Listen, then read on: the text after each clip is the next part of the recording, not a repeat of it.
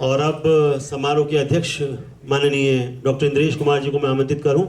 उससे पहले मैं दो पंक्तियां उनके सम्मान में, मैं खड़ा भी हो गया हूं इसीलिए बैठे बैठे नहीं बोल रहा, कि जो तूफानों में पलते जा रहे हैं, जो तूफानों में पलते जा रहे हैं, वही दुनिया बदलते जा रहे हैं। और एक बड़ा मशहूर चार पंक्तियां और हैं कि हम वो मुफलिस हैं कि जरदार की क्या बात मियाँ, हम वो मुफलिस हैं कि जरदार की क्या बात मियाँ, अपने आगे भी कभी फैलाए ना हाथ मियाँ, और जिंदगी वक्त के दरिया में गिरी डूब गई। हम वो मुफलिस हैं कि जरदार की क्या बात मियाँ, अपने आगे भी कभी फैलाए ना हाथ मियाँ, और टूटकर वक्त के दरिया में गिरी डूब गई। जिंदगी हमसे भी टकराई थी कल रात मियाँ। तो जिंदगी से टकराने वाले, खतरों से खेलने वाले, देश के लिए अपने प्राण तक न्यौछावर कर देने वाले और उसकी तमन्ना रखने वाले ऐसे व्यक्तित्वों में से एक हमारे बीच में living legend doctor Indresh Kumar ji से मैं विनम्र अनुरोध कर रहा हूं, वो आशीर्वाद दें।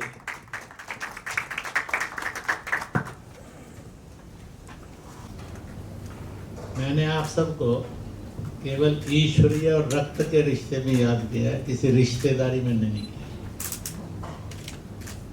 क्योंकि भाई बहन कौन होगा इसका निर्णय ईश्वर करता है। हम उसको निभा लें तो जिंदगी जन्नत हो जाती है, ना निभाए पाए तो मुसीबतों में रोते हुए तो बीती जाती है। कुछ दिन पूर्व इस पुस्तक के लोकार्पण के लिए वो आए थे। उन्होंने कहा कि जो डेट खाली होगी वो दे दीजिए। खाली होना ये एक बड़ा संकट है, क्योंकि खाली वही रह सकता है जो निकम्मा हो।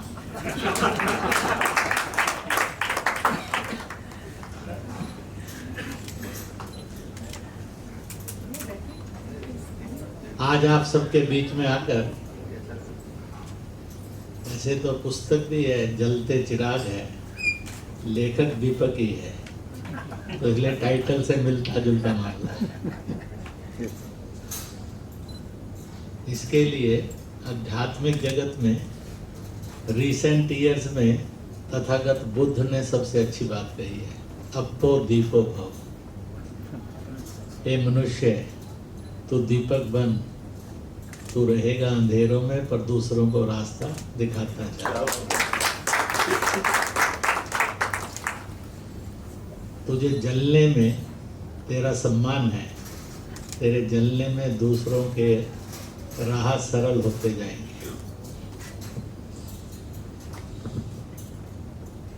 तो ये कठिन डगर है, डगर कठिन होना कोई खास बात नहीं। इसलिए मैं इस पुस्तक के लोकार्पण पर अलग ढंग से कुछ छोटी छोटी बातें आपके महफिल में रखूंगा। विश्व की सबसे छोटी एक कथा है, आपने सैकड़ों बार सुनी है और आप में से कईयों ने उसको अब सुनाना भी शुरू कर दिया है और युगों से सुना रहे हैं। मैं जब मलेशिया गया, इंडोनेशिया गया अपने कामों से, थाईलैंड गया, कंबोडिया गया, वहाँ भी ये कथा मशहूर है। पहली पंक्ति बोलूँगा, आगे की 3-4 पंक्ति आप अपने आप बोल लेंगे। पहली पंक्ति की भी आधी बोलूँगा, आगे का आप बोल देंगे। पहली पंक्ति है, एक था राजा। अगली कौन सी है? एक थी रानी, दोनों मर गए। यानी मुझे लगता है विश्व में इससे छोटी कथा कोई नहीं है। जन्मती है और खत्म भी हो जाती है। यानी वो जन्म से मृत्यु को इतनी तेज गति से वो पार कर लेती है। अब आप सब ने इसको कितनी बार सुना होगा जिंदगी में, और जब मौका आता होगा तो बच्चों को यही सुनाने में। तो हम जब छोटे थे तो बुजुर्ग फिर इसको सुनाते थे तो हम कहते थे, दादू इतनी बार सुना लिया, आप कोई नई कहानी सुनाओ ना। तो इस कहानी को नया बना देते थे अलग अलग तरह से। एक बार कहने लगे चलो बच्चों कहानी सुनाएंगे, सब ताली बजाओ। तो सबने ताली बजाई, जरा जोर से बजाओ, जोर से बजाया। जरा थोड़ा नाच कर बजाओ, नाच कर बजाया। पर कहानी वही थी। कहने लगे अब बोलो, ताली बजाते हुए नाचते हुए, एक था राजा। हमें लगा कहानी नहीं हो गई, परंतु कुछ वर्ष पूर्व मेरे मन में आया कि ये कहानी है क्या, इसकी खासियत क्या है। तो जब सोचा तो आया कि अपने देश के बड़े लोगों को, बुजुर्ग लोगों को, ज्ञान को और विज्ञान को और नैतिकता को, क्योंकि शिक्षा का पहला शब्द अंग्रेजी में एजुकेशन है। ये बहुत छोटा शब्द है, बस पढ़ना, रट्टा मारना है, अक्षर शब्द याद करना है, पाठ याद करना है। दूसरा है नॉलेज। अगर तीनों हैं तो एजुकेशन इज कंप्लीट। अगर केवल एजुकेशन का एजुकेशन ही है तो आदमी को कब करप्ट कर देगी और क्रिमिनल बना देगी कोई भरोसा नहीं। अच्छा बनाएगी कि नहीं बनाएगी, पर करप्ट क्रिमिनल कर देगी। इसलिए बुजुर्ग कहा करते थे, देख भाई खाली रहेगा तो शैतान का घर हो जाएगा। इसलिए मैं अभी विश्वविद्यालय के कार्यक्रम में था 14 तारीख को, महर्षि दयानंद विश्वविद्यालय रोहतक, और वहाँ एक आर्ट एंड फैकल्टी सिनेमा का विश्वविद्यालय है, बहुत यूनिक तरह का विश्वविद्यालय है, उनके कार्यक्रम में भी था। तो मैंने कहा एक अजीब सी एजुकेशन है जिसका ना कोई पाठ्यक्रम है, ना कोई टाइम टेबल है, ना उसका टीचर है, ना कोई उस पुस्तक है, ना संस्थान है। पर मजेदार बात यह आती सबको है, पढ़ाने वाला भी कोई नहीं, पढ़ने वाला भी कोई नहीं, पर आ जाती है। तो उसके कोर्सेज है। पहला कोर्स है गाली देना, आ जाती है, आ गई है। कौन ऐसा है दुनिया में जिसको नहीं आती? गुस्सा करना आता ही है सब, नफरत करना आता ही है, झगड़ा करना। तो इसलिए कहा गया है अगर अच्छा नहीं सिखाओगे तो बुरा तो वो सीखने वाला है, अगर अच्छा नहीं करोगे तो बुरा करने वाले ही हो। अच्छा सीखना पड़ता है और सिखाया जाता है, बुरा ना सीखना पड़ता ना सिखाया जाता है, वो अपने आप आता है। जब जब मानव जाति इस प्रक्रिया से हटी तो बुराइयों का ढेर बन गया, जब जब मानव जाति इसमें रही तो अच्छाइयों का सागर बन गया।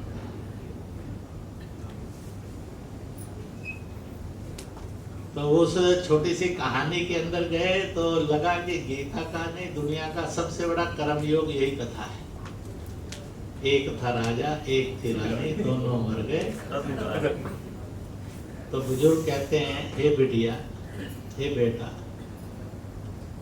तू खूब पढ़ लिख लेगा तो राजा रानी जैसा हो जाएगा, तेरे पास कुछ धन आ जाएगा तो राजा रानी जैसा हो जाएगा, कुछ पद आ जाएंगे तो राजा रानी जैसा हो जाएगा, कुछ कला हुनर आ जाएगी तो लेखक के रूप में या नृत्यांगना के रूप में, संगीतकार के रूप में के साहित्यकार में, तू राजा रानी जैसा हो जाएगा। तो बहुत रास्ते हैं तेरे पास राजा रानी जैसे होने के, तू हो सकता है, पर याद तो कर। अगर तेरे से पूछ लिया ऐसे 10 राजा और रानियों के नाम लिख, तो मामला झंझट में आ जाएगा, पास होना मुश्किल हो जाएगा। मरेगा तो तेरी कहानी खत्म हो जाएगी। मरने के बाद भी कहानी चलती रहे बेटा, तो सत्कर्म करेगा तो कहानी चलेगी, नहीं तो कहानी खत्म हो जाएगी। अब गीता के कर्म योग को इन छोटी सी पंक्तियों के अंदर बुजुर्गों ने मेरे और आपके पास पहुंचा दिया। राजा रानी बनने की कोशिश मत कर, इंसान बनने की कोशिश कर, तेरी कहानी चलती रहेगी। मैं और आप यहाँ बैठे हैं, मैं अभी चंडीगढ़ एक कार्यक्रम में था, इंटेलेक्चुअल मीट थी, उसमें 100 लोग जो थे उनके 5 प्रकार के थे। एक जजेस थे हाई कोर्ट के और सुप्रीम कोर्ट के, एक्स जज 20 के लगभग, 3 4 5 चीफ जस्टिस भी थे हाई कोर्ट में, ब्रिगेडियर से लेकर जनरल तक, ऐसे भी 20-25 लोग थे। कुलपति हैं और कुलपति रहे हैं, ऐसे भी 20-22 लोग थे। कुछ अच्छे साहित्यकार, लगभग सारी टीम में बैठे हुए में 70 लोग ऐसे थे जो कहीं ना कहीं अवार्डी थे।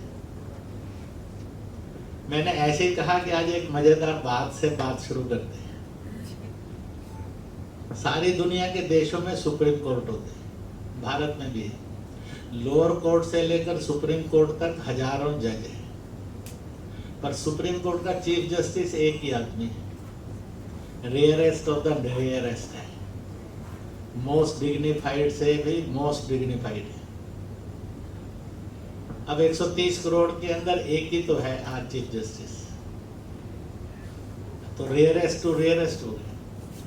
परंतु एक अजीब बात है हिंदुस्तान और शायद दुनिया के सब देशों में ही है, चीफ जस्टिस का फोटो मांगता कोई नहीं है, बिकता नहीं है, खरीदता कोई नहीं है और घर में लगाता भी कोई नहीं। और मुझे पूरा विश्वास है मेरे ये कहने के बाद, ना मैं अपने घर में लगाने वाला हूँ ना आप अपने घर में लगाने वाले, ये भी गारंटेड है। तो मैंने कहा कि आज जरा इस पर सोचते हैं ऐसा क्यों है। इसका कोई कैंपेन भी नहीं चलाता, किसी ने कहा भी नहीं, मन में ना आपकी इच्छा ही ना मेरे आए, होगा चीफ जस्टिस भाई। बल्कि शायद उसके चाचे ताए के घर में भी है कि नहीं है, संकट खड़ा हो जाएगा, नहीं है। तो हमारे चीफ जस्टिस रहे पंजाब हरियाणा हाई कोर्ट के, तो कहने लगे कि इंद्रेश जी सवाल आपने खड़ा किया, जवाब भी आप ही खोज कर बताइए क्या हो सकता है। और ये सच कब से चला है? हजारों सालों से, और कब तक चलेगा? हजारों साल चलेगा।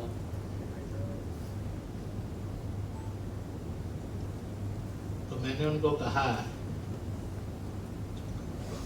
सब पर्सनैलिटियों को छोड़ दो, वीआईपी पर्सनैलिटीज में 2 रूप होते हैं। एक the persons who are most respectful person, respected personalities, और एक दूसरा रूप होता है जिसको कहते हैं worshipped personalities। एक सम्माननीय होते हैं, पूजनीय होते हैं। सम्माननीय पूजनीय होगा इसकी कोई गारंटी नहीं, पर पूजनीय पक्का सम्माननीय होगा इसकी गारंटी।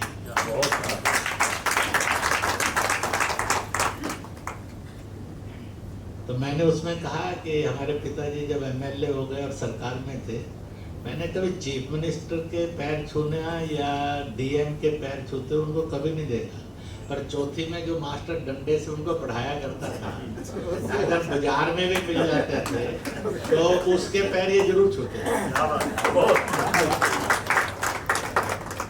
अब बेचारे उस मास्टर की कोई शहर में औकात भी नहीं थे बहुत ज्यादा, देखा तो उनके पैर छूते मैंने देखा, हमने भी सीख ली। बहुत ज्ञान विज्ञान का तर्क दिमाग से नहीं लड़ाया, पर लगा है कि पिताजी करते हैं तो अच्छा करते हैं, ठीक करते हैं, हमने भी करने लगे।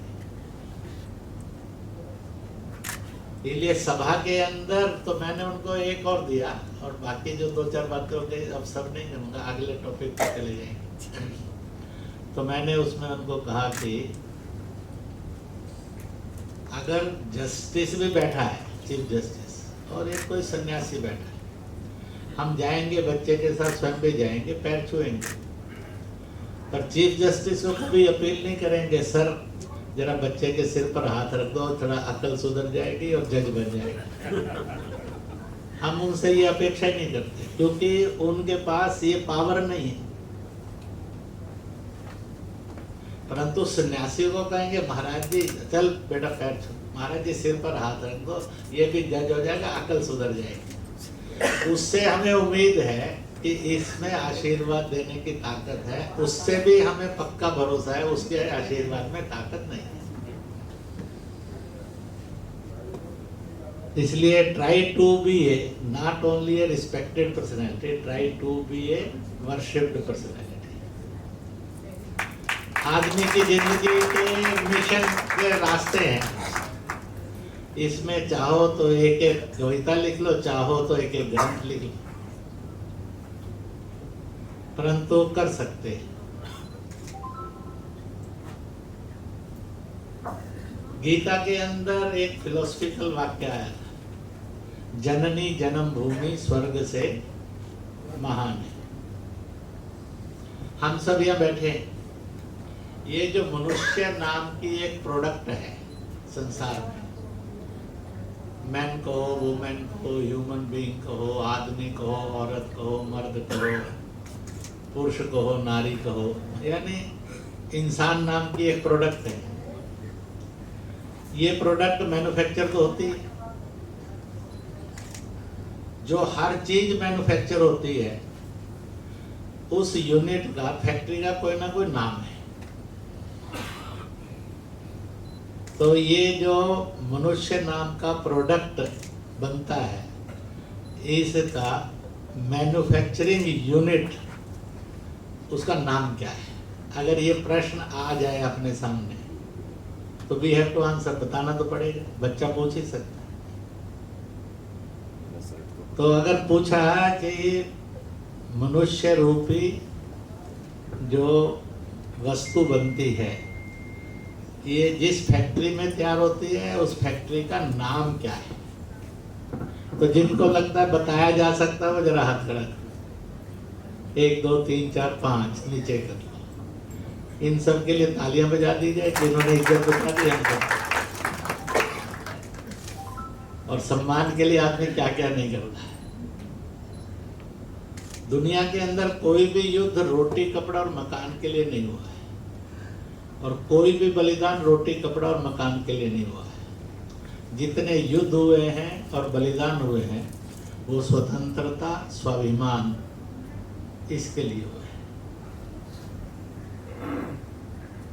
रोटी कपड़े मकान का अभाव ना भगत सिंह को था, ना चंद्रशेखर आजाद को था, ना सुभाष को था, ना तिलक को था, ना बापू को था, ना रानी झांसी को, ना अशफाक को था, ना बहादुर शाह जफर को था। संकट तो हरेक का स्वतंत्रता और स्वाभिमान का था। और जब जब संघर्ष किए हैं तो इसी के लिए किए। तो इसलिए अब देखो, समझने में बड़ा सरल है, परंतु ज्ञान और विज्ञान जब उसका बेसिक कंसेप्ट बनता है तो बड़ा सुंदरता से समझ में आ जाता है।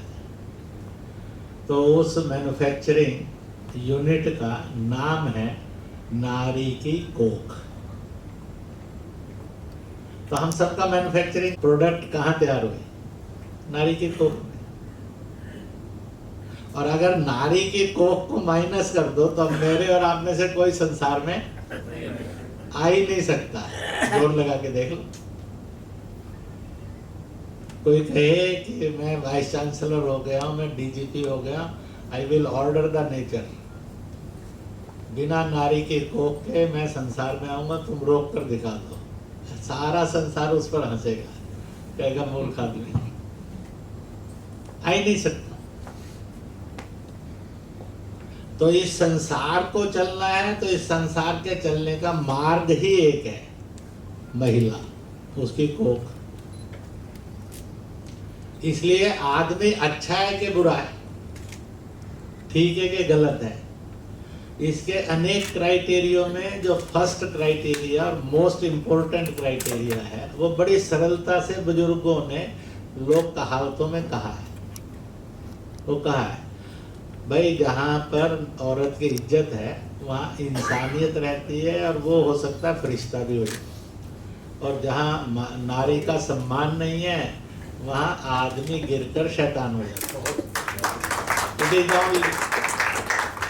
इसलिए प्रभु से जब पूछा कि मारना तो रावण था, आपने अहिल्या का उद्धार क्यों किया, उसकी क्या जरूरत पड़ी थी?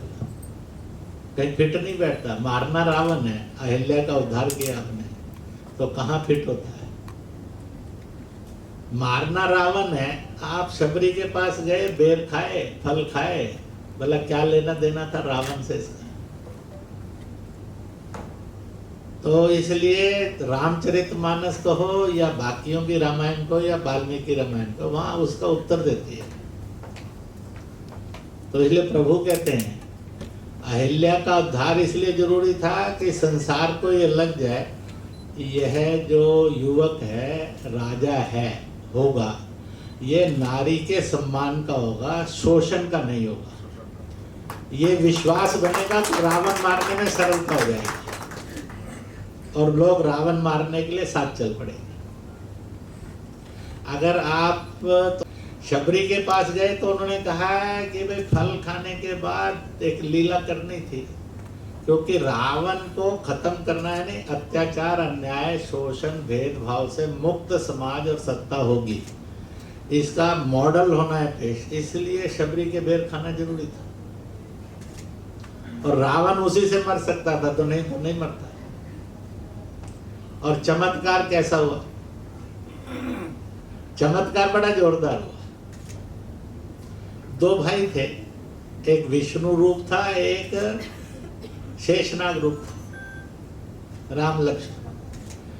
प्रभु ने इशारा किया, लक्ष्मण ने फल फेंक दिए, राम ने खा लिए। सृष्टि के अंदर एक नए ज्ञान और विज्ञान ने जन्म लिया और एक संविधान बन गया। देख भाई, छुआछूत मानेगा तो तू भगवान नहीं हो सकता, छुआछूत नहीं मानता है तो भगवान हो गए। राम भगवान हो गए, बेचारे लक्ष्मण देवता में ही अटक गए। भगवान जी मानने के लिए कोई तैयार नहीं होते। राम का मंत्र बन गया, श्री राम जय जय राम। आज तक इतना समय बीत गया, 13-14 लाख वर्ष। श्री लक्ष्मण जय जय लक्ष्मण कोई कहे तो हंस पड़ेंगे हम कि मूर्ख आदमी आ गए। नहीं बना। कोई दो मिल जाए तो संबोधन करते हैं, राम राम ताया जी। राम जी का जो शासन होगा वो होगा जो शोषणों से और भेदभाव से मुक्त होगा, इसका नेतृत्व। ये ऐसे समाज को घड़ेगा। मैंने इसलिए कही कुछ ये घटनाएं सी मजेदार कि इनोवेशन की कैपेसिटी दुनिया में भारत में सबसे अधिक है। अब आप सब कह रहे थे कि गोपाल कृष्ण जो है ये आर्थिक उसके विषय का, तो मैं कल JNU में था, शाम को रोजा इश्तिहार 100-125 के लगभग जम्मू कश्मीर के जो मुस्लिम स्टूडेंट्स टीचर थे वो बुलाए हुए थे वहाँ। मैं रहा हूँ जम्मू कश्मीर 16-17 साल। 3 बार आतंकवादियों ने अपहरण करने की कोशिश की। एक बार तो लगता था कि अपहरण हो गया, अपना काम खत्म दुनिया में। वो नालायक फेल हो गए, इसलिए हम आपके सामने।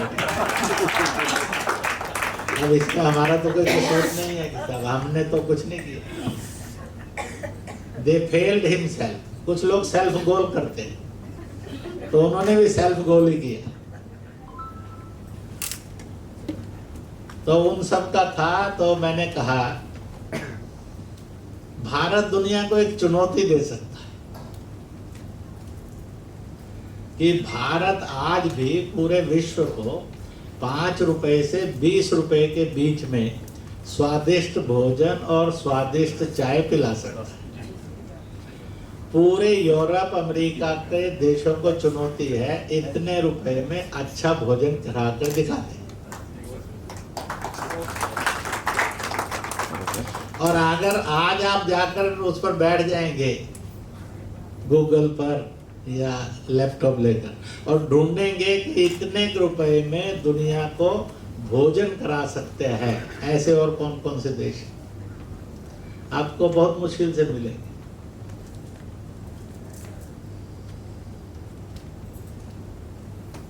नहीं मिलेंगे। 1 रुपए में एक टॉफी अब तो खिला सकते हैं, पहले तो पैसे में खिला लेते थे। तो 1 रुपए में एक ट्रॉफी आज भारत सारी दुनिया को दे सकता है। जितने प्रगत देश माने जाते हैं उनके इकोनॉमिक्स और कॉमर्स पढ़ लेना और बिजनेस, कोई है ऐसा जो 1 रुपए में एक ट्रॉफी खिला सकता हो दुनिया को? बाप का राज है जो हम 80 रुपए देंगे और वो $1 देंगे। Who are you sir? इसलिए पुस्तक के लोकार्पण पर मैं इसलिए आया कि ये भावनाएं जब जागृत होती हैं तो एक नया हिंदुस्तान और एक नया भारतीय उसमें से जन्मता है, बढ़ता है और बढ़ता है।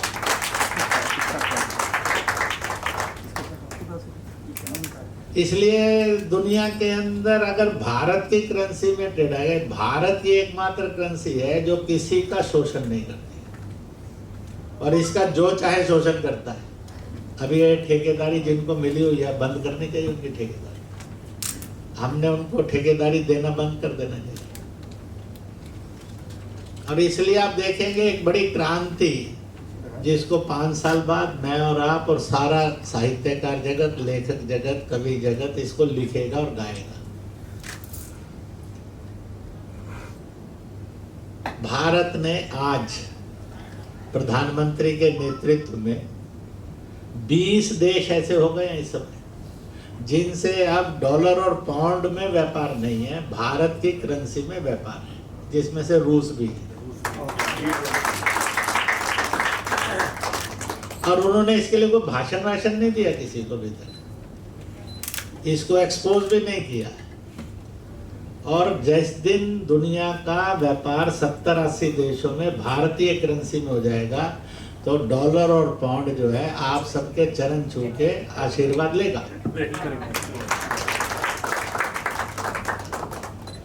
क्योंकि ये शोषक करेंसी है। जितना शोषण इसमें है मानवता का और मानव का, उतना किसी में नहीं है। मानवता पर अत्याचार है भ्रष्टाचार के रूप में, अपराध के रूप में। मानव पर अत्याचार है उसको गुलाम बनाने के रूप में।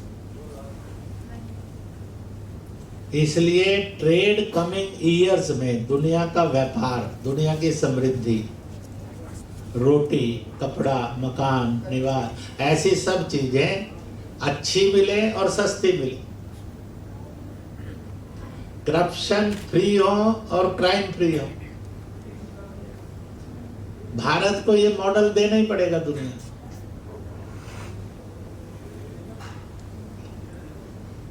मैंने ऐसे कुछ बिंदु बैठे बैठे मैं सोच रहा था कि आपसे बातें करनी तो कौन सी करूं, तो जिससे आप लोग रचनाकार लोग हैं तो कुछ कविताएं लिखेंगे, कुछ नज़में लिखेंगे, कुछ श्लोक लिखेंगे, कुछ कथाएं लिखेंगे, कुछ साहित्य लिखेंगे। ऐसे कुछ बिंदु आपको 20-25 मिल जाएं, ऐसी 8-10 बातें मैंने सोचा आपसे कर ली।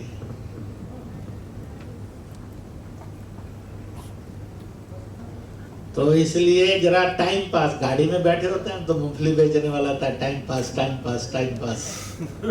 तो मैंने सोचा ऐसे एक रंग बिरंगे मिजाज के अंदर टाइम पास किया जाए। तो इसलिए ये संविधान में तय हो गया। आप देखिए ना कैसा होता है, एक ही रक्त के होने पर भी अच्छा और बुरा होता है। एक हिरण्यकश्यप, एक प्रहलाद है, बाप बेटे तो ये नहीं। अब बाप को कोई कहेगा रिस्पेक्ट द फादर, हिरण्यकश्यप कोई नहीं कहने वाला, 2-4 गालियां और ज्यादा दे देंगे। और प्रहलाद को कोई राक्षस कहने के लिए तैयार नहीं है, वो देवता होगा। हु मेड, जिस फादर को किसने राक्षस बनाया और बालक को किसने देवता बनाया? मोरालिटी, जीवन मूल्य, आचरण ने। फ्रेमर ऑफ द मैन जो है वो उसकी क्वालिटीज होती हैं, मेंटेलिटीज होती हैं, बिहेवियर्स होते हैं, जिसको करेक्टर कहा है। भाई अच्छा आदमी है तो अच्छा है, स्वर्ग चला जाएगा, बुरा आदमी है तो नर्क चला जाएगा। सो सिंपल रिलेशनशिप और डिसीजन है भारत के अंदर दुनिया के लिए।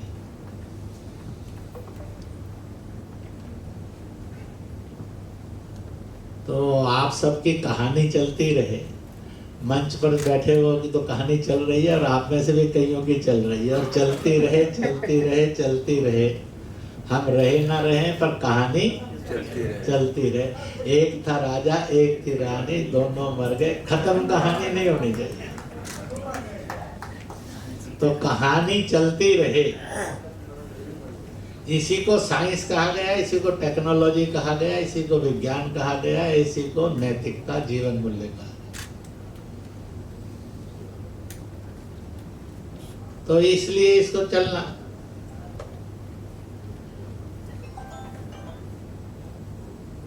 अब ये भी आया कि जननी जन्मभूमि स्वर्ग से महान है। जननी का तो फैसला हो गया साहब, उसके बिना संसार में कोई आ ही नहीं सकता, भगवान जी भी नहीं आ सकते, उनको भी कोख चाहिए नारी की।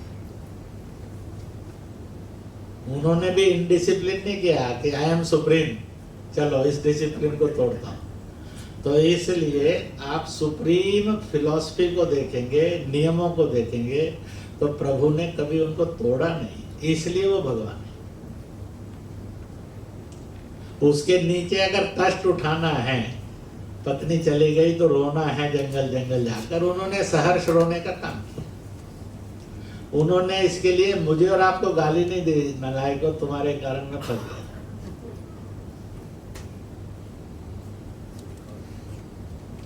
तो इसलिए इसको देखेंगे तो ये दिखता है।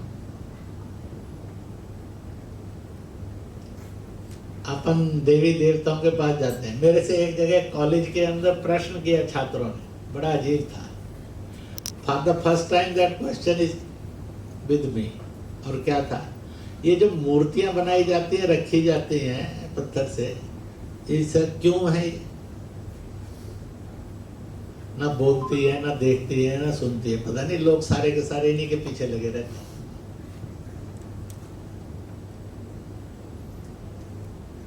तो मानव मानव बना रहे। कलयुग के अंदर इसका एक क्राइसिस जन्म लेगा। कलयुग से पहले दुनिया में मूर्ति पूजा नहीं थी। मूर्ति पूजा ये 5000 साल, 5125वां वर्ष कलयुग का शुरू हुआ है, और उसके 36 साल पहले गीता आई, 5161 वर्ष में पहले गीता का उपदेश आया। तो ये क्या है कि मनुष्य की एक प्रॉब्लम जन्म लेगी, और प्रॉब्लम है कि उसको किसी को भरोसा पूरा नहीं रहेगा। It will be a common problem for all the mans of the universe. और आपने उसको भुगता है जीएसटी के टाइम में ना, वो नोट, नए नोट जब आए नई करेंसी में, घर घर की कहानी थी साहब। हर पत्नी ने आकर कहा कि इतने नोट है क्या होगा, और हर रोज पत्नी ने कितनी बार कसमें खाई होगी, मेरे पास कुछ नहीं है। और पति ने भी कितना कहा होगा कि कहाँ है तू, सारा ले तो जाती है, कुछ देने के लिए नहीं, और इतने कसमें वायदे खा खा कर कहा होगा। और उस समय आप प्रधानमंत्री को क्या कहें, सबकी पोल खोल। और क्यों आएगा? क्योंकि जहां नैतिक जीवन मूल्य हैं, उस देश को दुनिया ने कैसा सजाया था।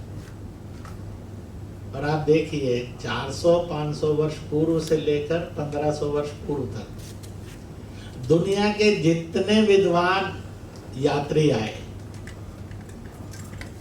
उन्होंने अमेरिका, रूस, चीन, जर्मनी, जापान, इंग्लैंड, तुर्की, अरब, इनके बारे में नहीं लिखा। फिलिस्तीन या इटली, फ्रांस के बारे में नहीं लिखा। लोग घरों को ताला नहीं लगाते। दुनिया के सब लोगों ने लिखा है एक भारत नाम का देश है जहां लोग घरों को ताला नहीं लगाते। बड़े अजीब देश है। अब हम थे ऐसे, पर आज तो नहीं है सर। ये कहाँ लिखा है कल फिर नहीं हो सकते, हमेशा निकम्मे रहेंगे, ये तो नहीं लिखा। बाकियों के बारे में नहीं लिखा। हम जब से जन्मे हैं तब से लेकर आज तक हमने ये गाना नहीं सुना, सारे जहां से अच्छा अमेरिका, इंग्लैंड, इटली, फ्रांस, यूनान, रोम, अरब, तुर्किस्तान, रूस, चीन, जर्मनी, जापान हमारा। गाना तो एक ही सुना है, सारे जहां से अच्छा। मुसीबत है और उनमें आज भी हिम्मत नहीं हो कहे कि नहीं नहीं साले इस गाने को बंद कर, ये झूठ प्रेम गाना है, लिखो सारे जहां से अच्छा अमेरिका हमारा है, उनमें हिम्मत, सारे जहां से अच्छा ब्रिटेन हमारा है हिम्मत। हम तो ना हथियार लिया, ना कोई षड्यंत्रकारी नीति अपनाई, ना डिवाइड एंड रूल लगाया, और हम भारतीय लोग इंग्लैंड के राजा हो गए 2021 में आकर 22 में। हो गए कि नहीं हो गए? किसी ने आज तक लिखा Rishi Sunak the great British leader became the prime minister of Britain, सबने लिखा भारत मूल का। मेरे और आपके मन में कॉम्प्लेक्स आ जाता है। उसने जब 12 साल 11 साल पहले फर्स्ट एमपी इलेक्शन लड़ा, मंदिर गया था, भगवान जी को मान कर आया, गाय थी उस मंदिर में, उसको खिला कर आया, जाकर फार्म भर दिया, जीत गया।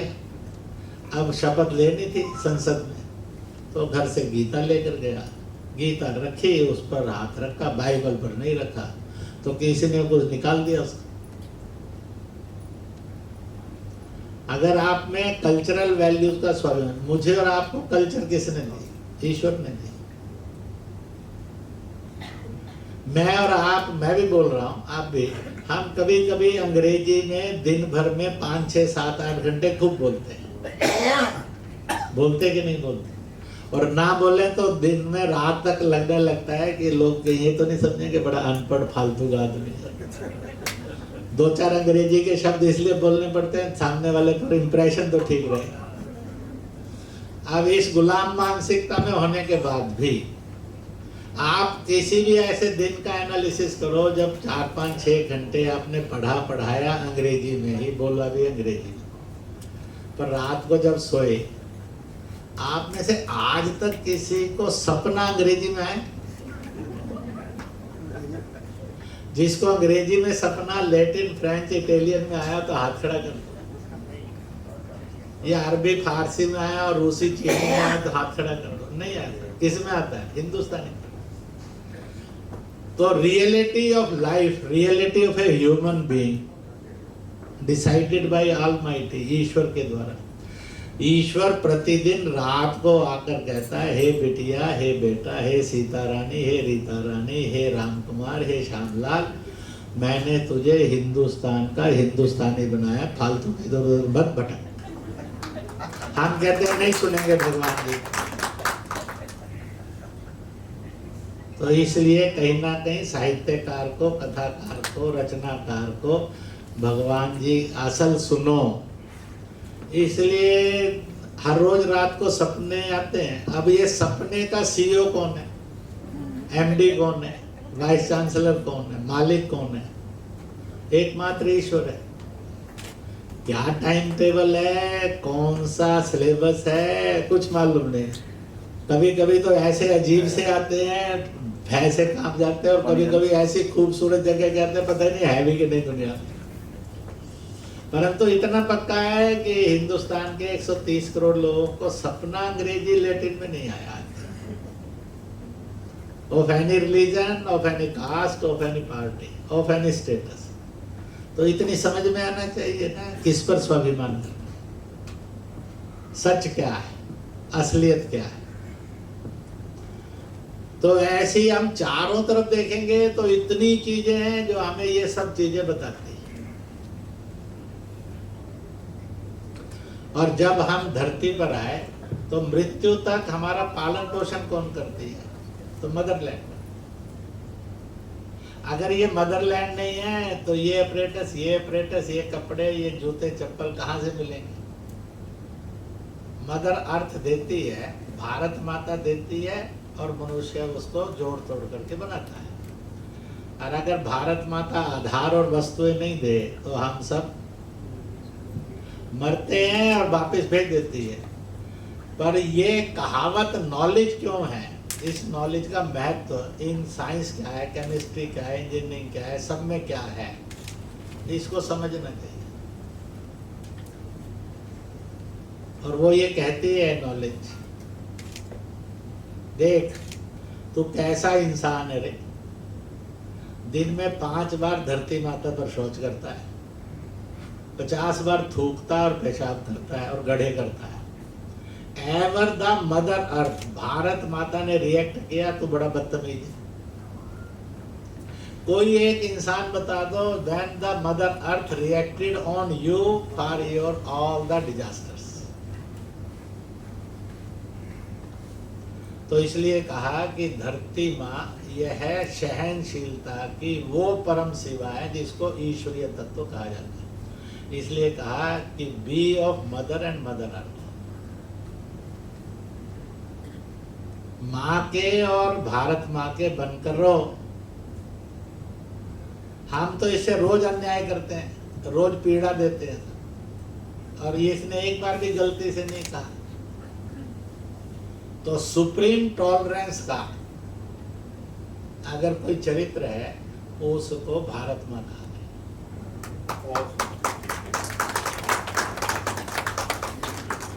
और सबसे बदतमीज आदत का कोई है तो मैं और आप हैं, जो माँ से और मातृभूमि से भी बदतमीजी करने में सोचते हैं और सोचते हैं हम बड़े लर्नेड हो गए सब।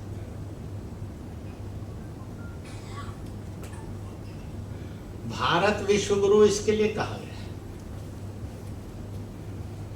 We are of a soft power in the world. इसलिए आप देखेंगे भारत एक ऐसा देश है जो दुनिया में सब धर्मों का सम्मान भी करता और स्वीकार भी करता है।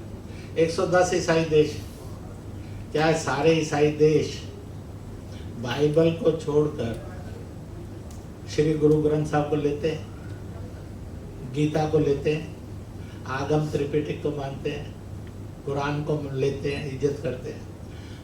55, 70, 60 देश मुस्लिम हैं, क्या वो गीता का इज्जत करते हैं? श्री गुरु ग्रंथ आगम त्रिपिटक की इज्जत करते हैं?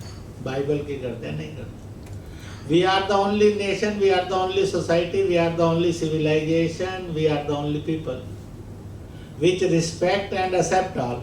इसको कोई कहे तुम बड़े कॉमनल हो तो उसको श्रद्धांजलि देनी चाहिए। इसका मतलब उसका ज्ञान कितना निकम्मा है, उसका विज्ञान भी निकम्मा है। और जो ये मान ले उससे बड़ा पापी और अपराधी कोई नहीं। We are the only society, we are the only nation, we are the only culture, we are the only civilization, we are only the etiquettes, we are only the people which respect and accept all. आया Bible आया, हमने कहा चल तू भी रह ले। कुरान शरीफ आया, हमने कहा रह ले। हमने किसी को नहीं कहा तन से सर जुदा कर दिया जाए।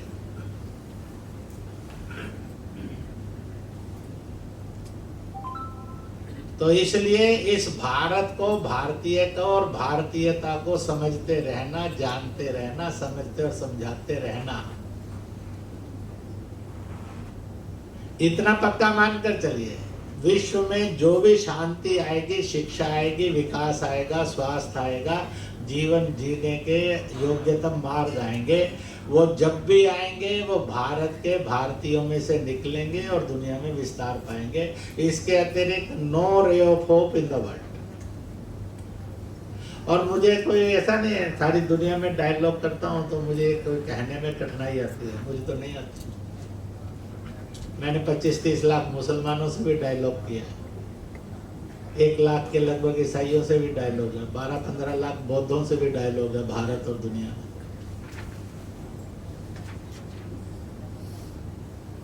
तो इसलिए मैंने अब घड़ी देखने पर लगता है कि अब फुल स्टॉप लगाना चाहिए, क्योंकि मुझे एक गलती से ध्यान में आ गया, आप इतने साइलेंट और स्माइलिंग स्पीकर हैं, मेरी दादागिरी ऐसी चलती रहेगी ना, तो I should not miss use your respect. क्यों, ठीक है कि नहीं बुजुर्गों? तो इसलिए उसको करना। तो कंक्लूड करता हूँ। 1966 मैंने Punjab engineering college technical university में मैकेनिकल इंजीनियर बनने के लिए प्रवेश किया। रैगिंग का जमाना था, तो एक दिन रात को 12 बजे सीनियर घेर के ले गए और बड़ा अजीब सा काम दिया, भड़क कर गुस्से में, mister go to the market purchase the 5 yard of the milk, 5 गज दूध खरीद कर लाओ। मैंने कहा ये मैं मेंटल केस हूँ कि ये मेंटल केस है, रैगिंग में डर के कहा ये 5 गज दूर। मैं कुछ पूछता, चेहरे पर जो भाव आया तो 2-3 उखड़ गए सीनियर। कह ले क्यों, कम सुनता है? अब जो नहीं सुनता तो वो भी सब सुन गया। तो मैंने पहली बार 5 गज दूर 55-56 साल पहले, 60 साल पहले सुना। हम खरीद कर मिलाए, उसके बाद किसी ने मांगा भी नहीं, कभी खरीदा नहीं। हमने कहा सर बर्तन, नो नीड ऑफ यूटेंशियल। हमने कहा sir money, no need of money. हमने कहा साहब हलवाई, नो नीड ऑफ हलवाई। हमने कहा दूध, नो नीड ऑफ मिल्क। इनकी कोई जरूरत नहीं है 5 गज दूध खरीदना। हम छोटे छोटे होते थे, बुजुर्ग लोग कहते थे, कभी मंदिर गुरुद्वारा आर्य समाज जाते थे तो वहाँ पंडित जी कहते थे बेटा एक बात ध्यान रखना, नेवर लूज द फेथ, विश्वास नहीं खोना और बिलीवर बनकर जी।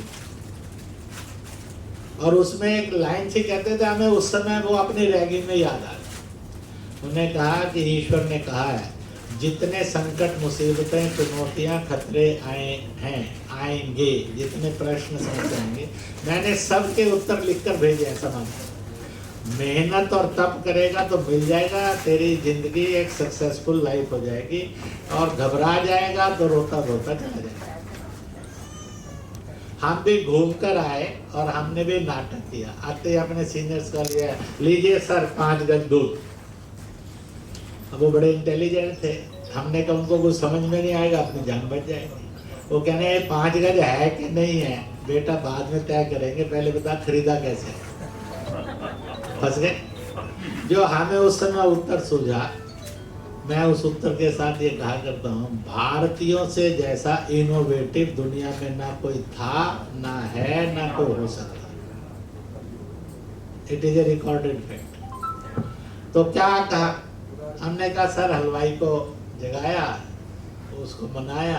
उन्होंने कहा बताओ कैसे देना। हमने कहा कि मान लो ये हाथ हमारा बर्तन है, इस तरह का बर्तन है, अपने हाथ को तुम अपना बर्तन मान लो, 10 ग्राम दूध लो उसमें, और हमारे बर्तन से छू कर और अपने बर्तन, हाथ रूपी बर्तन को 1 गज ऊपर ले जाओ और ऐसे पलट दो, तो 1 गज दूध हुआ। 5 बार कर दो, 5 गज दूध हो जाएगा, हमारी जान बची, हम आपको सो। तो never prepare and never do to pass. Pass होने के लिए जिंदगी में कुछ नहीं करने की जरूरत है। भगवान ने मानव बनाकर भेजा, पास तो हो ही जाएंगे। इसलिए prepare yourself for the merit, ताकि जिंदगी की कहानी चलती रहे। एक था राजा, एक थी रानी, खत्म ना हो। कौन सी कहानी?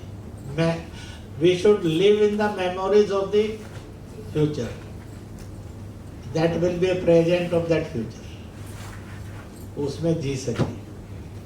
तो आप सबने मौका दिया, मैंने कुछ बातें रखी आपके सामने, पर इतने ध्यान में रखो, एक बात में मैं हंसते हुए कहा करता हूँ कि भगवान जी से कुछ मांगना हो तो मांगने में कंजूसी नहीं करनी चाहिए, क्योंकि भगवान जी को आदत है देने की। अब मांगने में कंजूस हो जाओगे तो भगवान जी कहेंगे बड़ा नालायक आदमी है, इसको मांगना भी नहीं आता। तो इसलिए एक बात ये मांग लेनी चाहिए कि भगवान जी पैदा तो हुए खंडित भारत में, क्योंकि भगत सिंह, सुखदेव, राजगुरु, तिलक वगैरह खंडित भारत के लिए तो बलिदान नहीं हुए थे। बटा हुआ समाज, मौत की तरफ बढ़ता समाज और दंगे वाले समाज के लिए तो वो नहीं पैदा हुए थे। उन्होंने तो यूनाइटेड भारत होगा, इंटीग्रेटेड भारत होगा, इसके लिए बलिदान दिए थे। अब बदल गया था। अब उनको 2 नेता मिल गए अंग्रेजों को, एक पंडित जी मिल गए नेहरू और एक जिन्ना मिल गए, और 2 को लड़ाया और हमें बांट दिया। 3,26,000 बलिदान दिए थे 57 से लेकर 47 तक, 90 साल में वेस्ट कर दिए। इसलिए मैं कहा करता हूँ भगवान जी से रोज एक प्रार्थना किया करो, जन्मे खंडित भारत में हे भगवान जी, मौत तो तूने देनी है और हमने मरना ही है, तो मृत्यु हो अखंड भारत में। ये डिमांड लेटर भगवान जी को रख सकते हैं कि नहीं रख सकते? रोज रख सकते हैं ना, हैं? तो मैं कहूँगा मृत्यु हो, आप कहिए अखंड मृत्यु हो। तो इसलिए आपका एक मकान नोएडा में और कुछ वर्षों के बाद दूसरा मकान ना लाहौर कराची में। क्यों? एक बार तो टाइम आ जाएगा, अनएम्प्लॉयमेंट पूरी खत्म कर सकते, बर्बाद हो साहब। तो 5-6 नारे लगाएंगे, भारत माता की जय। अगली बार जब मिलेंगे तो यूएनओ को सुना लेंगे, इस बार नहीं सुना, इसलिए उससे ज्यादा जोर के नहीं बोल। भारत माता की जय, वंदे मातरम, वंदे मातरम। अंग्रेजी में बोलेंगे आप, mother and salute to mother India, mother India 2 बार बोलना, mother India. Love and salute to mother India, mother India. ये मैंने नारा इसलिए खोजा, ये मेरी खोजा, इसलिए खोजा है कि कॉन्वेंट में भी मदर इंडिया बोलने की आदत तो आ जाए। घर में आप नहीं करवा सकते, स्कूल में वो नहीं करवाते, तो क्या होगा बेचारे बालक, भविष्य अंधकार में चला जाए। लव एंड सैल्यूट टू, मैं एक हिंद कहूंगा जो पटेल ने दिया, आप जय हिंद कहिए जो सुभाष ने कहा, कल बनाना है। एक हिंद जय हिंद, एक हिंद जय हिंद। मैं कहूंगा आवाज दो, कहेंगे हम एक हैं, आवाज दो हम एक हैं, आवाज दो हम एक हैं। मैं कहूंगा हम कौन, तो 2 बार बोलेंगे हिंदुस्तानी हिंदुस्तानी, हम कौन हिंदुस्तानी हिंदुस्तानी। अब 4 बार बोलेंगे हम कौन हिंदुस्तानी हिंदुस्तानी हिंदुस्तानी हिंदुस्तानी। ताली बजाकर बोलेंगे, इसके साथ साथ ताली बजाएंगे, हम कौन हिंदुस्तानी हिंदुस्तानी हिंदुस्तानी हिंदुस्तानी हिंदुस्तानी हिंदुस्तानी। तो नई गजल हो गई कि नहीं हो गई? आरती कीर्तन हो गया कि नहीं हो गया? हैं? ऐसा है कि कथा में तो एक रास्ता होता है, जो पंडित जी से मैंने पूछा इसे, ये बीच में आप जयकारा क्यों बुलाते हैं? क्योंकि आधे से ज्यादा सो रहे हो, तुमको जगाना होगा। बोल श्री रामचंद्र की जय। तो भगत लोग जाग जाते हैं, कथा आगे बढ़ जाती है। तो इन्हीं शब्दों के साथ ये जो एक प्यारी पुस्तक आई है, मैंने इन्होंने जो एक कविता पढ़ी बीच में, जो इनकी थी कि चेहरे बदले होते हैं, मुजरिम होते हैं। तो अभी जो कल परसों में घटना हुई, तो चाचा ने कहा खुदा ने दिया था, खुदा ने ले लिया है। तो हमने भी उनको मैसेज भेजा, खुदा ने भेजा था, खुदा ने वापस बुला लिया, धरती पर बोझ मत रख। बिल्कुल सही बात है, बहुत सही बात है। मैंने उनके नेताओं को कहा, जिस दिन बच्चा बिगड़ा था, अगर नाना ने, नानी ने, दादा ने, दादी ने, बाप ने और माँ ने माफिया बनने से रोक लिया होता, तो ये दुर्देव नहीं देखना। उनके माफिया बनने से कितनों ने दुर्देव देखा। उस समय तो दुर्देव पाल लिया, पर जब अपने पर आन पड़ा, तो इसलिए इनकी दर्दनाक हालात के और कारण कौन है, तो इसलिए मैंने कहना तो वो ओवैसी है, अखिलेश है, राशिद अल्वी है। आज भी ये गलत को पालेंगे तो कल इनका भी हश्र क्या होगा भगवान जानते। इसलिए never appreciate wrong, never love the wrong. अगर आप गलत को आश्रय देंगे तो गलत कल आपको खाएगा ही। ये युगों से हम धरती पर देखते आ रहे हैं और आज भी देखते हैं दुनिया में। इसलिए जो आज भी उनको प्रोटेक्ट करने की कोशिश करते हैं और जस्टिफाइड करते हैं अपनी पॉलिटिक्स के लिए, केवल वोट के लिए। इसलिए मैंने कल मुसलमानों में कहा था, अगर कोई इस्लाम को बदनाम कर रहा है और मुसलमान को दागदार कर रहा है, तो ये सब समर्थक कर रहे हैं, बता रहे हैं इस्लाम अमन और सलामती का और सद्भाव का मजहब नहीं है, और मुसलमान किसी का अच्छा मित्र नहीं हो सकता, वो हमेशा घातक ही होगा, हिंसक ही होगा। तो ये लव अफेयर कब तक आप जियोगे इस हिंदुस्तान में? You must break that love affair. इन्हीं शब्दों के साथ जिन्होंने बुलाया उनको बहुत बहुत बहुत बहुत धन्यवाद और बधाई है। और आपने पेशेंस, गोल्डन पेशेंस के साथ मेरे को सुना। तो अगर घर में बीवी कह दे कि तुम बड़े इम्पेशेंट हो, तो बता देना भाई साहब का घंटे से पूरा भाषण सुनकर आया, फिर कह रहा हूँ इम्पेशेंट है, तो झूठ बोलते।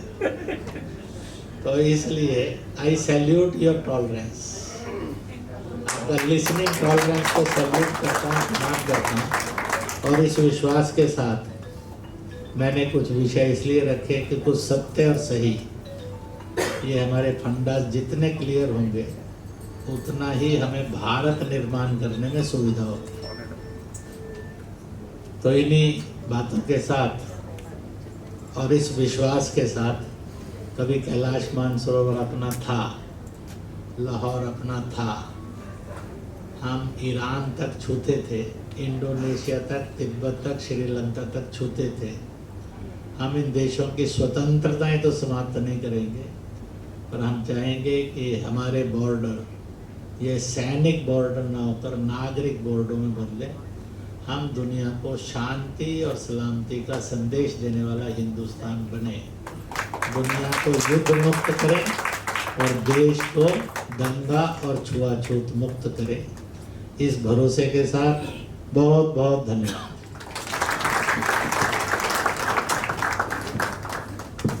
बहुत बहुत धन्यवाद माननीय डॉक्टर इंद्रेश जी। मन तो कर रहा था सुनते चले जाएं, सुनते चले जाएं। दीदी की तबीयत भी बहुत ख़राब है और उनके परिवार के सदस्य भी हमारे साथ हैं और बहुत पेशेंस है उनके अंदर, सुन रहे हैं, वो इशारा भी था। मन तो ये था कि इंद्रेश द्विवेदी जी भी कभी हमारे बीच में बैठे हुए हैं, भाभी जी कह रही थी कि उनसे कुछ करना है, हालांकि अध्यक्ष जी बोल चुके तो, लेकिन जहाँ अपनापन होता है वहाँ हमारी सीमाएं आगे तक फैल जाती हैं। जैसा इंद्रेश जी ने कहा, बिना हथियार के ही सही नागरिक सीमाएं वहां तक पहुंचे कि जिंदगी यूं भी जली मीलों तक, चांदनी 4 कदम धूप चली मीलों तक। उसने हंसकर जो कहा हम तो तुम्हारे हैं कुंवर, मन में घुलती रही मिश्री की डली मीलों तक। आपकी बातें मिश्री की डली की तरह हमारे कानों में रस घोल रही थी और मुंह में मिठास घोल रही थी। ऐसे माननीय इंद्रेश जी का मैं बहुत बहुत अभिनंदन करता हूँ, धन्यवाद करता हूँ, धन्यवाद ज्ञापित करता हूँ। और विधिवत धन्यवाद ज्ञापन के लिए मैं आमंत्रित कर रहा हूँ नरेंद्र शर्मा जी को। नरेंद्र शर्मा जी आए और आदरणीय इंद्रेश जी भाई साहब, विश्व की जानी मानी लेखिका श्रीमती चित्रा मुदगल जी, भाई गौतम जी, चड्डा जी, गोपाल जी। अभी जैसे भाई साहब ने कहा कि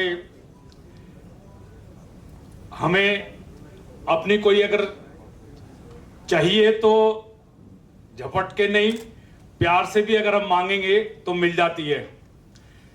इस कार्यक्रम के आयोजन के लिए ही मैं बताता हूं कि मैं भाई साहब के पास था, मेरे पास फोन गया श्वेता जी का, तो मैंने कहा कि आ जाओ, आज भाई साहब बैठे हुए हैं और आज कार्यक्रम लेकर ही आएंगे।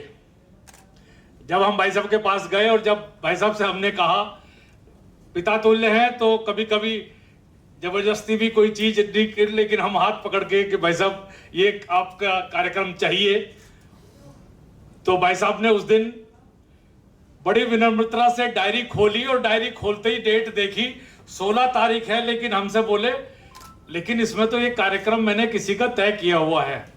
तो मैंने कहा भाई साहब ये ईश्वर ने हमारे ऊपर लिखा होगा कि हमें मिलेगा नहीं मिलेगा, लेकिन हम आपने अगर डायरी में नोट कर लिया तो हमें मिल जाएगा। तो हमने और श्वेता जी ने ये डन कर लिया था कि आज ये कार्यक्रम भाई साहब का हमें मिल गया। मैं इस कार्यक्रम के लिए भाई साहब ने अपना कीमती समय, अभी भी जब मैं भाई साहब को लेकर आ रहा था वहां पर बहुत सारे परिवार के सदस्य जो भाई साहब से मिलने आने वाले थे वो बैठे हुए थे, और भाई साहब ने इतना कीमती समय हम लोगों के लिए निकाला। मैं उसके लिए भाई साहब का भी हार्दिक आभार करता हूं। और चित्रा मुदगल जी मेरे सगे ताऊ जी की बेटी, इनकी पुत्र वधू हैं। आज मेरी मुलाकात बहुत दिन बाद हुई है, शादी के बाद उसकी करीब 35 साल बाद मेरी मुलाकात हुई।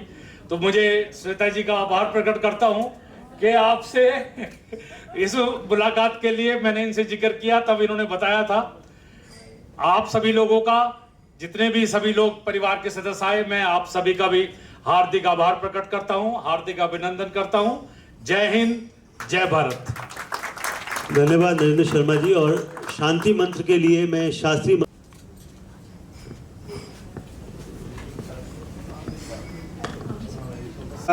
नमः।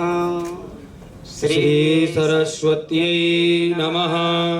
श्री वेदपुरुषाय नमः। गणस्यवर्णस्यात् यजुर्वेदोक्षसूत्रधिक् वामे कुलशपाणिस्तु भूतितो मङ्गलप्रदा। हरिः ॐ आदियोः शान्तिरन्तरिक्षं शान्तिः पृथिवी शान्तिरापः शान्तिरोगधयः शान्तिः वनस्पतयः शान्तिर्विश्वे देवाः शान्तिर्ब्रह्म शान्तिः सर्वज्ञ शान्तिः शान्तिरेव शान्तिः सामा शान्तिरेधि जतो यतः समीहसे ततो नो अभयं कुरु सन्नः कुरु प्रजाभ्यो भयन्नः पाशुभियाः सुशान्तिर्भवतु।